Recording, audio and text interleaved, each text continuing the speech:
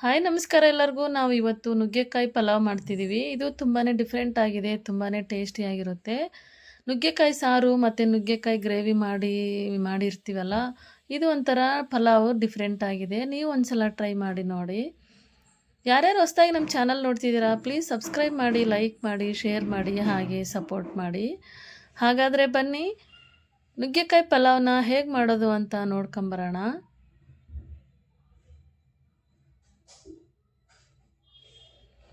ನಾವಿಲ್ಲಿ ಒಂದು ಚಿಕ್ಕ ಜಾರ್ ತೊಗೊಂಡಿದ್ದೀವಿ. ಅದಕ್ಕೆ ಮೆಣಸಿನ್ಕಾಯಿ, ಪುದೀನ ಮತ್ತು ಕೊತ್ತಂಬರಿ, ಮೆಣಸಿನ್ಕಾಯಿ, ಶುಂಠಿ ಇದನ್ನು ಮಿಕ್ಸಿಗೆ ಹಾಕಿ ಇಟ್ಕೊಳ್ಳೋಣ.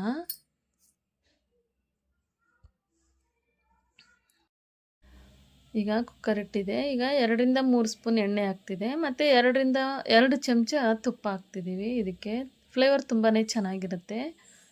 ಈಗ ನೋಡಿ, ಜೀರಿಗೆ, ಬ್ಯಾಡಗಿ ಮೆಣಸಿನ್ಕಾಯಿ, ಚಕ್ಕೆ, ಮೊಗ್ಗು, ಪಲಾವ್ ಎಲೆ ಮತ್ತು ಮೆಣಸು, ಲವಂಗ, ಹೂವು ಜಾಸ್ತಿ ಏನಿಲ್ಲ, ಸ್ವಲ್ಪ ಹಾಕಿದ್ದೀವಿ ಫ್ಲೇವರ್ಗೋಸ್ಕರ.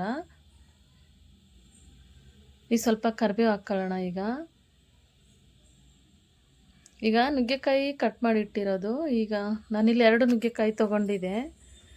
ಈಗ ಎಣ್ಣೆಲಿ ಸ್ವಲ್ಪ ಫ್ರೈ ಆಗಲಿ. ಈಗ ಒಂದು ಈರುಳ್ಳಿ ಇದೆ, ಒಂದು ಈರುಳ್ಳಿ ತೊಗೊಳ್ಳೋಣ.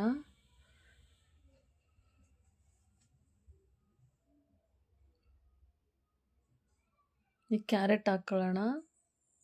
ನಾರ್ಮಲ್ ಪಲಾವ್ಗೆ ಏನು ಹಾಕ್ತೀವಿ ಅದೇ ಥರ ಹಾಕಿ, ಇದ್ರಾಗೆ ನುಗ್ಗೆಕಾಯಿ ಹಾಕ್ತಿದ್ದೀವಿ ಅಷ್ಟೇ. ಈಗ ಬೀನ್ಸು, ಇದು ಸ್ವಲ್ಪ ಎಣ್ಣೆಲಿ ಫ್ರೈ ಆಗಲಿ ಎಲ್ಲನೂ. ಈಗ ಟೊಮೊಟೊ ಹಾಕ್ಕೊಳ್ಳೋಣ. ಹಸಿಮೆಣಸಿನ್ಕಾಯಿ, ಕೊತ್ತಂಬರಿ, ಪುದೀನ ಎಲ್ಲ ಮಿಕ್ಸಿಗೆ ಹಾಕಿರ್ತೀವಲ್ಲ, ಅದನ್ನು ಹಾಕ್ಕೊಂಬಿಡೋಣ ಇವಾಗ ಇದರಲ್ಲಿ. ಇದನ್ನು ಸ್ವಲ್ಪ ಫ್ರೈ ಆಗಲಿ.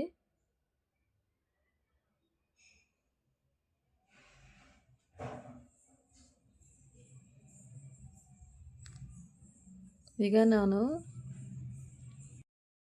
1 ಸ್ಪೂನ್ ಧನಿಯಾ ಪುಡಿ ಹಾಕ್ತಿದೆ, ರುಚಿಗೆ ತಕ್ಕಷ್ಟು ಉಪ್ಪು, ಸ್ವಲ್ಪ ಅರಿಶಿನ ಹಾಕ್ಕೊಳ್ಳೋಣ.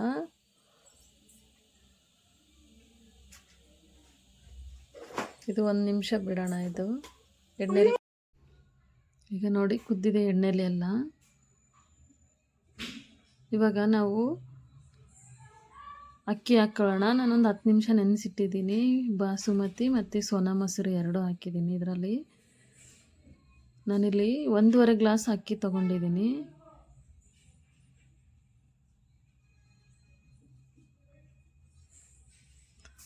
ಚೆನ್ನಾಗಿ ಮಿಕ್ಸ್ ಮಾಡಬೇಕಿದ್ರನ್ನ.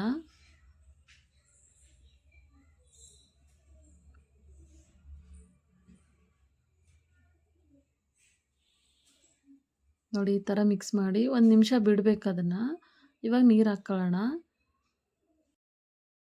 ನಾನು 1.5 ಗ್ಲಾಸ್ ಅಕ್ಕಿಗೆ 3.5 ಗ್ಲಾಸ್ ನೀರು ಹಾಕ್ತಿದ್ದೀನಿ.